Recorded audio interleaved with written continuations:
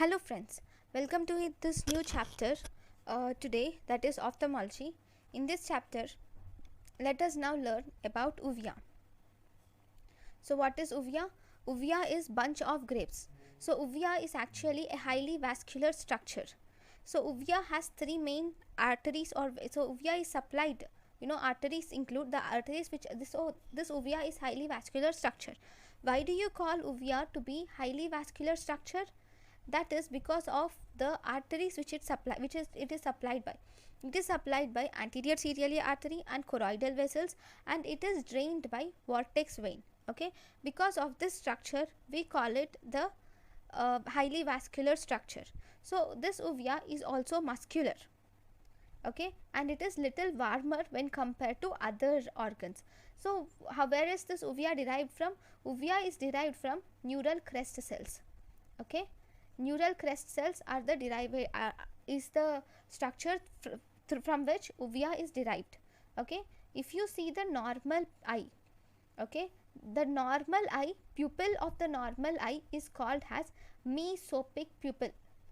The pupil of normal eye is also called as mesopic pupil, and this is 3.5 to 4.5 millimeters. Okay, the normal eye pupil is called as mesopic pupil, and it is 3.5 to 4.5 millimeters. What is the difference between the two pupils? Do you think the two pupils are equal? In some they are equal, in some they are not. But even if they are not equal, the difference should be less than 0.5 millimeters. Okay, the difference between the two pupils should be less than 0.5 millimeters. Then if you see, then in the dark, so we call it as we have something called as cotopic vision and photopic vision. So what does these mean? So the vision in the dark light is called as scotopic vision, and that vision in the bright light we call it as photopic vision. In dark light we call it as scotopic vision, and in bright light we call it as photopic vision. What are the cells which are responsible for this photopic vision? For this scotopic vision, first scotopic vision, the responsible cells are rods, whereas for photopic vision or for vision in bright light, the components which are important are responsible for are cones. Okay, and it is just opposite if you see. So what actually happens is, in the dark, okay, in the dark the pupil is dilated. Okay, and because the pupil is dilated, easily the light, the pupil is dilated, so the light can easily go to the periphery. So light spreads to the periphery. Okay, and thus the rods which are present more on the periphery are activated, and thus causing scotopic vision. Okay, then what happens if there is for bright light or photopic vision? For bright light or photopic vision, the pupil is constricted. Now the pupil is constricted like this. Okay, so the light does not focus onto the peripheries. The light should go to the center, and now when the pupil is constricted, see the light is going to the center. Okay, so the light is focusing on the center. So in the center we have cones, and thus cones are responsible for photopic vision. Okay, I think you understood a little about it, right? Then next, if you see, there is a term something called as anisocoria. What is anisocoria? See, the word coria means pupil. Aniso is not equal. Pupils are not equal. That is anisocoria. So what do you see in this anisocoria? In this anisocoria, if you see, the difference between the two pupils is more than 0.5 millimeters. I have already told you what is the difference between the two pupils. Size of the pupils normally, the difference between the size of the two pupils normally in all of us is less than 0.5 millimeters. If this difference is more than 0.5 millimeters, then we call it as anisocoria or unequal sized pupils. Okay, so what is this? This is pupil, right? This is iris. This is pupil, right?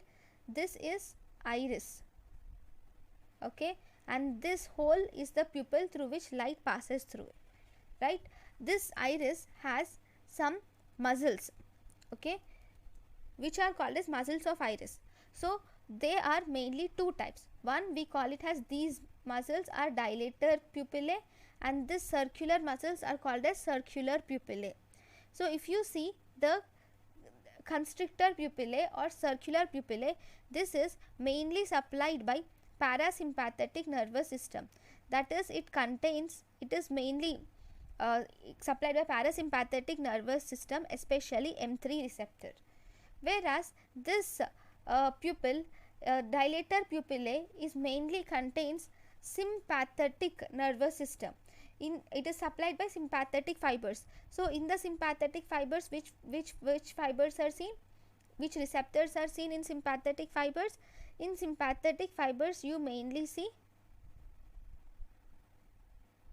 beta 2 receptors, okay, in dilator pupillae. This is constrictor pupillae, okay. Then that is one thing which is important. Then we have arteries. So I said the okay, the choroid is highly vascular structure, that is fine. Even the uvea has two arteries, two arterial circles are present. That is, we have minor arterial circle and we have major arterial circle. Minor arterial circle is surrounding around the pupil. This is the pupil, right? It is just minor arterial circle just surrounds the pupil, okay. This is minor arterial circle. There is something called as collarette. Collarette is a part where in the whole iris, the thinnest part of iris is called as collarette. What is collarette? Collarette is thinnest part of iris is called as collarette, okay. It is thin iris. The thinnest part of iris is called as root. The thinnest part of the iris is called as root, okay, and this junction is called as collarette. At this junction you find this minor arterial circle. Minor arterial circle actually divides the iris into two parts, okay. The part which, this is the root of the iris, which is the thinnest part, and this minor arterial circle is present at collarette, okay. The site where it is present is called as collarette. Even that is the thin iris, not the thinnest part. Then if you see this iris, what is the epithelium that is present in iris? Iris has two types of epithelium. One we call it as pigmented epithelium. The second is non-pigmented epithelium is present in the iris. There is a word which is called as heterochromia iris. So what does this heterochromia iris mean? Heterochromia, hetero is many, chromia is colors. So different colors are, if different colors are present in iris, then we call it as heterochromia iris, okay. Then we have learnt about iris, a few parts. Now let us learn about ciliary body. So what are you going to see in the ciliary body? So ciliary body is this part. See, if this is the eye and this is the cornea, this is the iris, this part which you see is the ciliary body. This part is the ciliary body, okay. Now this ciliary body has two parts. One we call it as pars plicata and the other we call it as pars plana, okay. We have two parts. One is pars plicata and second part is pars plana. I'll even show you the pictures, just a minute, I have pictures also. Now this pars plicata, if you see, this pars plicata has different fibers. It has longitudinal fibers, radial fibers and oblique fibers. Whereas pars plana, it is present behind the lens. And this is the place where pars plana vitrectomy is planned, okay. Then see, these are the major ciliary process if you see. So here this is a ciliary process, right. Each ciliary process, so totally in the pars plicata you have 70 to 80 of the ciliary process, okay.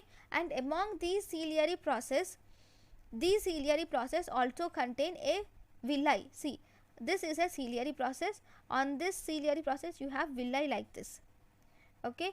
In each villi, so this is one villi, Okay, in each villi, in the center you see circular core. So this is ciliary process, this is villi. I have all the diagrams, just with 1 minute I'll just explain you with the diagrams also. Then if you see, we have something called as zonules. What are zonules? See, this is the lens. Okay, these are the zonules. Okay, this is the lens. So these are the zonules which you are seeing here. Okay, what are these zonules? These are a part of tertiary vitreous. Okay, these zonules are a part of tertiary vitreous, and these are neuroectodermal in origin. They are a part of tertiary vitreous and they are neuroectodermal in origin. Okay, I have told you what is uveal tissue originated from, mostly the neural crest cells, right? But this is originated from neuroectoderm. Okay, so these are the zonules. What is the use of this zonules? This helps in accommodation of this lens by ciliary body. Okay, this mainly helps in accommodation. Next, the next part is pars plana. I'll just show you all the images, just 1 minute. Okay, this is pars plana. What is pars plana? At pars plana, mainly the vitreous base is attached. See,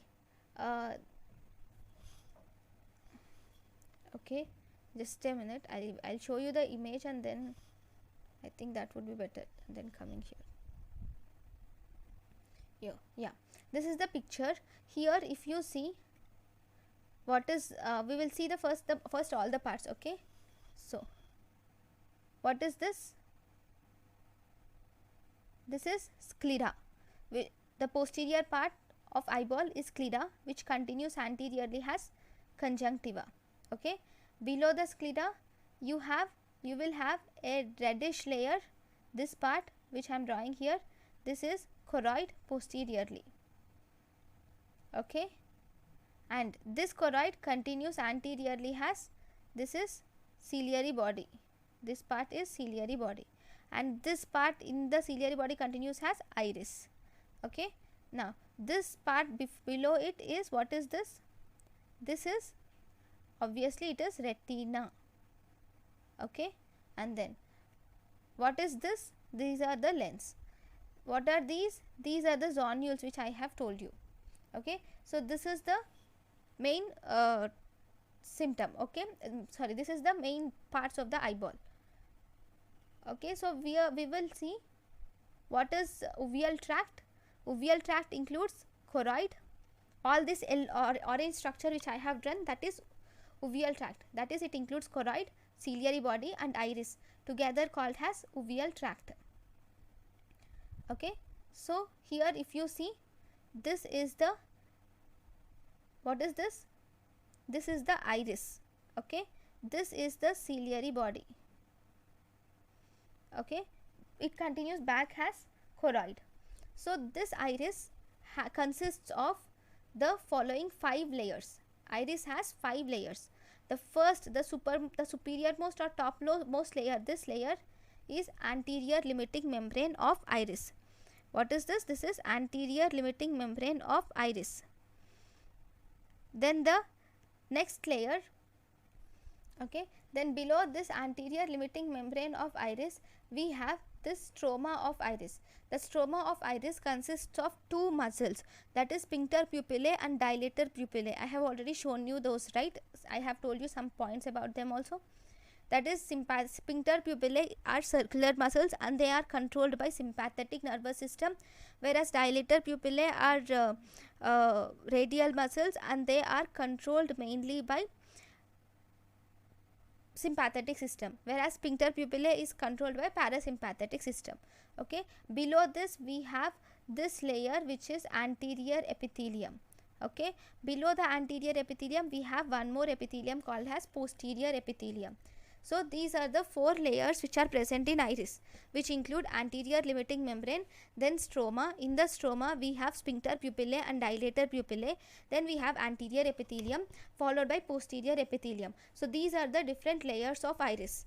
Okay, then we have ciliary body. This ciliary body is mainly made up of two parts. One, we have pars plicata, second pars plana.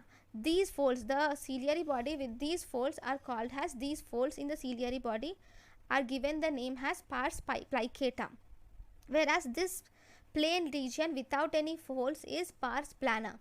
So you have two regions. This is ciliary body, and in the ciliary body you have two regions. One, you have pars plicata, second you have pars plana, right? If you see, among all these things, ciliary body is the most dangerous part.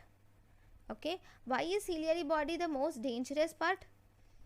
Because if it is, injured, it will lead to a little difficult manifestations. Okay, then if you see the ciliary body, if you see here, ciliary body consists of three layers mainly. It has ciliary muscle here in the stroma, then it has a pigmented layer and the second non-pigmented layer. Okay, so these are the three layers of ciliary body. So what are they? Ciliary muscle, we have pigmented layer and non-pigmented layer. And if you see, this non-pigmented layer will produce the aqueous humor. Okay, then if you see that what are the layers of iris, iris is anterior limiting membrane, will continue from the iris to the ciliary body. In the stroma, stroma of iris continues as stroma of ciliary body. Anterior limiting membrane of iris continues as pigmented layer in the ciliary body, whereas posterior epithelium of iris continues as non-pigmented layer in the ciliary body. Okay, that is one thing. Then this is the ciliary body which you see. It has two zones. The first zone present in the pupil, this part you have two zones. Okay, the first zone is called as ciliary zone and the second zone is called as pupillary zone. These two, ciliary zone and pupillary zone, are mainly separated by this line which is called as collarette. At this collarette, at this point of collarette, you will find the arterial circle, minor arterial circle, which I have shown you just before, right? I think you understood something. Then I will even tell you the layers of the membrane. So before going into the layers of the membrane, we will go to the pars plana, right? So I have shown you how pars plana is, right? Now what is pars plana?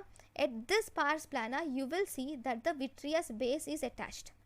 Okay, and this is the strongest attachment of vitreous. Okay, so at this base, at this pars plana, vitreous is attached, and that is the strongest attachment of vitreous. See, if this pars plana is damaged, if in any case, if this pars plana is damaged, this vitreous base also gets damaged, right? So when this vitreous base gets damaged, this will lead to a type of tear in the vitreous called as bucket handle tear of vitreous, which can lead to giant retinal detachment. This can lead to giant retinal detachment and bucket handle tear of vitreous. So that you should remember, because whenever pars plana is injured, the person will have bucket handle tear of vitreous or giant retinal detachment. Then we will see few points about vitreous. Okay, this vitreous, if you see it, this vitreous can be divided into two parts. One, it has vitreous jelly, that is fluid like structure. Second, we have attachments of vitreous. Okay, these attachment of vitreous are seen in vitreous is attached in these following areas. So vitreous is attached at the pars plana, just now we have seen, and that is called as vitreous base, right? Vitreous is also attached at macula. It is attached at the optic disc and the anterior part. So vitreous is attached at four sides. One at pars plana, that is vitreous base. Second at macula. Third optic disc, and at arteriole vitreous is attached, right? Now vitreous trauma, if there is vitreous trauma, then cystoid macular edema can occur. In any case, if there is trauma to this vitreous, then it can lead to cystoid macular edema. There is something called as Berlin's edema. So if in Berlin's edema, what is happening mainly? In Berlin's edema, there is posterior vitreal detachment occurs, or detachment of optic disc is seen. Okay, that is seen as floating cobweb ring of patient, or Weiss ring, or Weiss reflex in Berlin's edema. We will learn about this also in detail. Okay, but it is just because we are talking a little about vitreous, so I thought it would be better to tell you. So in Berlin's edema, there is posterior vitreous detachment of optic disc, or detachment of optic disc occurs, and this has a name which we have given, that is floating cobweb ring, or he also tells it as Weiss ring or Weiss reflex.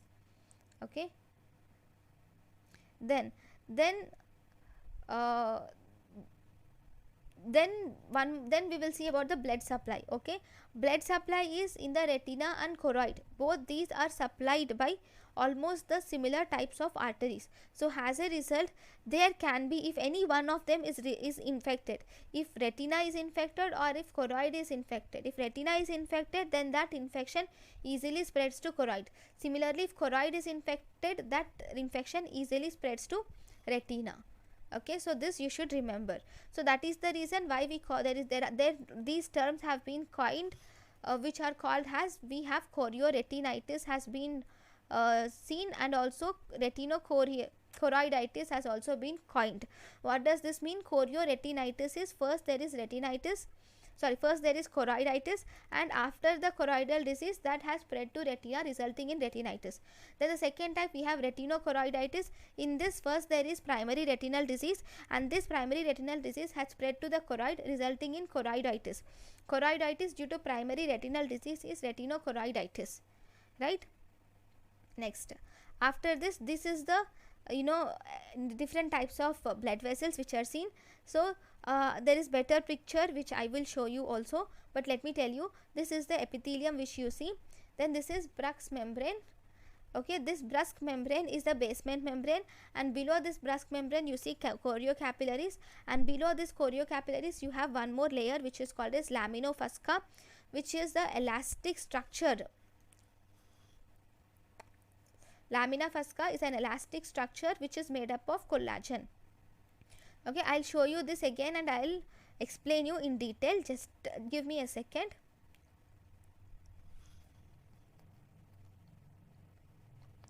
Okay, we'll come to this at the end. After completion of chapter, we'll come to this. Okay, this we have done right now. The same thing but in a better format. Okay, so this is the epithelium, that is retinal pigment epithelium. Okay, this is the retinal pigment epithelium. Okay, this is the choroid, and this is the sclera. That means, I'll just show you, this is the retinal pigment epithelium, right? And then this whole is the choroid, and then this is the sclera. Okay, did you get it? This is retinal pigment epithelium, this whole is choroid, this is sclera, right? So what do you see in choroid? In choroid you see nothing other than capillaries. All these are capillaries and blood vessels. That is the reason why choroid is the most vascular structure.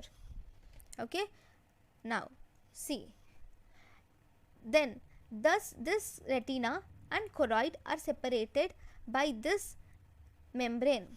What is this membrane called? Bruch's membrane. Bruch's membrane is the membrane which separates the choroid and the retina. Choroid and retina, both of them are separated by this Bruch's membrane, right? Next, in the choroid we have, okay, I'm just zooming in. Okay, in the choroid, okay, we have 4 different layers of blood vessels. Okay, and they are given different names, and these are very important. One, we call it as layers of capillaries. Just below the retinal pigment epithelium we have layers of capillaries, which are nothing but choriocapillaries. Okay, below the pigment epithelium we have layers of capillaries, many capillaries, and those are choriocapillaries. Then below this choriocapillaries we have layers of medium vessels. What are this layer called as? The layers with medial vessels are called as Sattler layer. A name given to it, that is Sattler's layer. Then we have the third layer, which is layer of larger vessels. These layer of larger vessels are called as Haller's layer. Then there is suprachoroidal lamina. Okay, this suprachoroidal lamina is also called as lamina fucsa. What is this also called as? There is suprachoroidal lamina, and this suprachoroidal lamina is also called as lamina fucsa. This is L. Okay, then the next layer of arteries, we call it as short posterior ciliary arteries are present, and it also contains the last layer, that is long posterior ciliary arteries. So we have 4 different layers of blood vessels, okay, in the choroid. So what are they? I'll repeat it again. So if you see, we have the below the retinal pigment epithelium, we have layers of capillaries, okay, and these are also called as choriocapillaries. Then below this we have layers of medial vessels, okay. These layers of medium vessels are called as Sattler's layer. Then below this we have layer of larger vessels. This layer of larger vessels are also called as Haller's layer, okay. Below this we have short posterior ciliary arteries and also long posterior ciliary arteries. So these are 4 different layers of blood vessels which you see in choroid, okay. Because this choroid is highly supplied by blood vessels, it is also called as heat sink, okay. Next, if you see here, we will see the embryology, okay. This is the whole embryology of iris and choroid, that is ciliary body and iris and choroid, that is uveal tissue, okay. So if you see,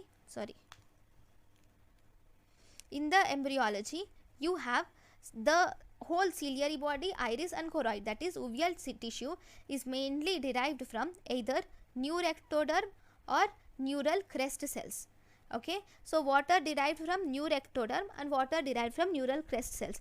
Neuroectoderm, we have 2 muscles and 2 epithelial linings are derived from neuroectoderm. 2 muscles include sphincter pupillae and dilator pupillae. These both the muscles are derived from neuroectodermal in origin. Neuroectodermal in origin, it consists 2 muscles which are sphincter pupillae and dilator pupillae.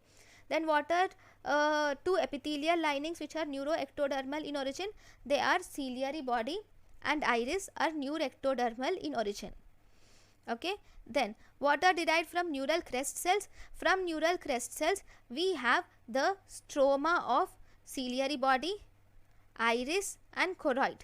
Stroma of ciliary body, iris and choroid are neural crest in origin, and melanocytes are also neural crest in origin, okay. Neural crest, the cells which are neural crest in origin are stroma cell. Stroma of ciliary body, iris and choroid is neural crest in origin, and melanocytes are neural crest in origin.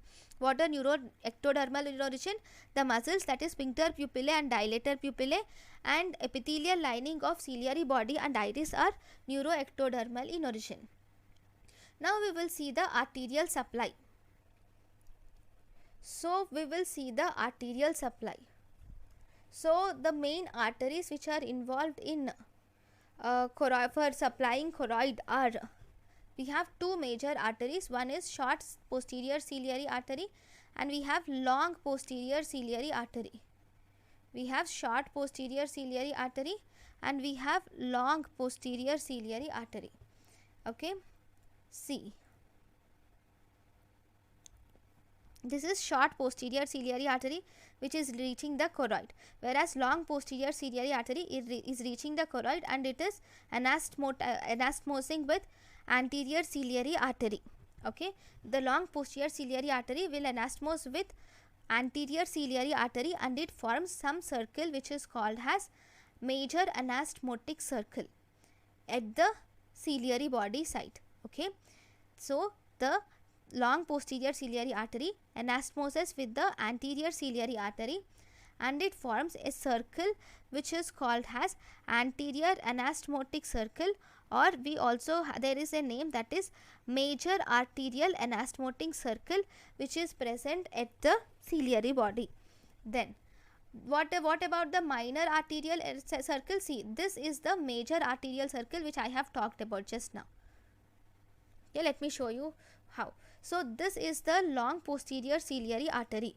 This is anastomosing with the this is the anterior ciliary artery. Okay, the long posterior ciliary artery is anastomosed with the anterior ciliary artery, and it has formed major arterial circle. So this is the, what is this? This is major arterial circle, right? Then what about the minor arterial circle?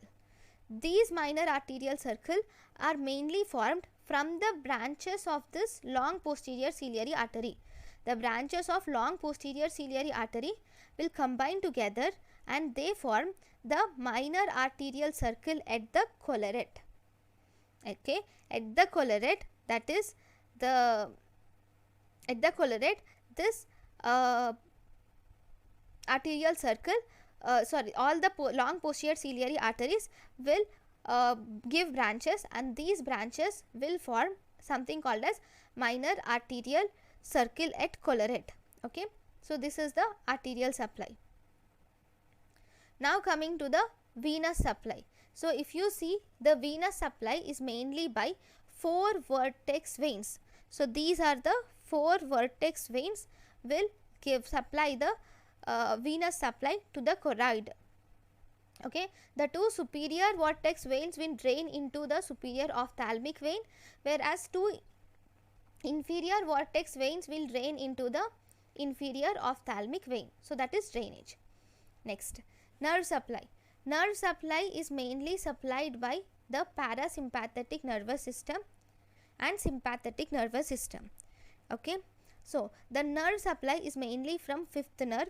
This 5th nerve, that is trigeminal nerve, has 3 branches which include ophthalmic, maxillary and mandibular. Ophthalmic branch will supply the eye, okay, ciliary, and also ciliary body and ciliary zonules, all are supplied by ophthalmic nerve. This ophthalmic nerve will give a branch. This ophthalmic nerve will give a branch which is called as nasociliary nerve. This nasociliary nerve will give rise to long ciliary nerve. Okay, this long ciliary nerve has the sympathetic plexus, and this will dilate the pupil and also supplies iris and ciliary body. Okay, so this is how the sympathetic supply is there for the uvea. Okay, so these are important points about anatomy of uvea. I know I didn't deal it in detail because it is only for entrance examination, so I have dealt with only the important points. So thank you guys for watching my lecture. In the next class we will learn about the uveitis. So thank you for watching my lecture. Thank you.